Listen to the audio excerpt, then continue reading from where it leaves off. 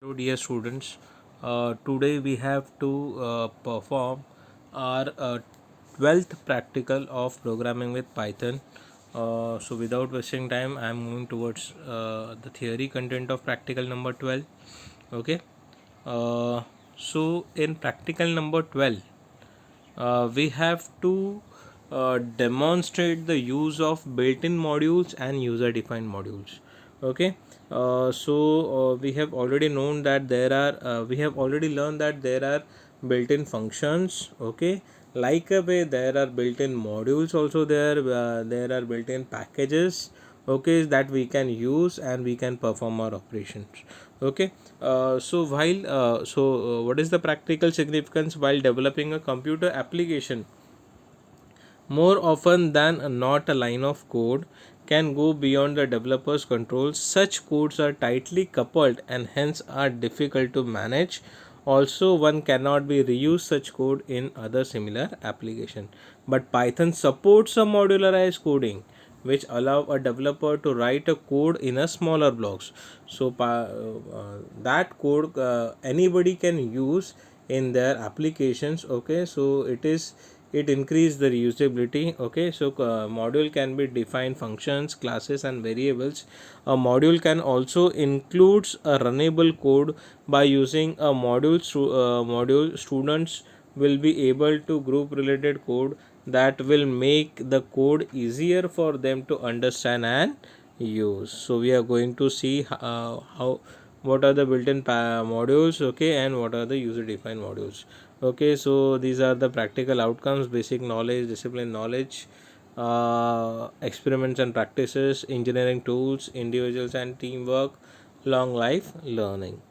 Next is we have already seen we have to what are the practical outcomes. We have to learn a built-in modules and user defined models. Now I'm going to directly move towards the theoretical background.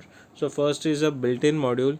Built-in modules are which are written in C and integrated with the Python interpreter. Each built-in module contains a resources for certain system specific functionalities such as OS management, disk IO, keyword, math, number, operators, etc. The standard library also contains many Python scripts with the .py extension containing the useful utilities to display a list of all available modules. Use of following commands in the Python console. Next is a math module, that is Python math module. Some of the most popular mathematical functions can be defined by math module. The include trigonometric functions, representation functions, then logarithmic function, angle conversion functions, etc. In addition to mathematical pi and Euler's numbers, constants are also defined in this module. So what you have to do, just you have to import that module, that is import math, and you can use the particular module. That is suppose I want to print the pi value, so math.py I am using, so it will show the pi value, that is 3.14. Okay. Next is Python OS module. This is also inbuilt module, so it is possible to automatically perform many operating system tasks. The OS module in Python provides the functions for creating, removing directory, fetching its content, changing and identifying the current directory, etc. We can create a new directory using mkdir function from OS module. So import OS and you just use os.mkdir and just give a directory path, and what we can say, just give a name, that is temp.dir. So it will directly create a directory in D drive. Okay. Next is random module. So this is also a built-in module. The function in the random module depends on the pseudo random number generator functions random, which generates a random float numbers between 0.0 and 1.0. For example, import random dot random function, so it will directly randomly shows a number. Next is last but not the least, that is a user defined module. The user defined module, you can define a module by its yourself. Okay. So to create a module, just write a Python code in a file with the file extension as whatever your file name is, and just give a extension that is .py. Okay, like a script, you can import your script. Okay, and just anybody can use it. A module in a file with the with the extension as module name .py in Python is created. So define accept underscore integer. So value is equals to integer. It converts the input value to within to in integer. Okay, and stored into the val variable, and after that we are going to print that val variable. Okay, this is an example. Okay, now we are accessing the user defined module.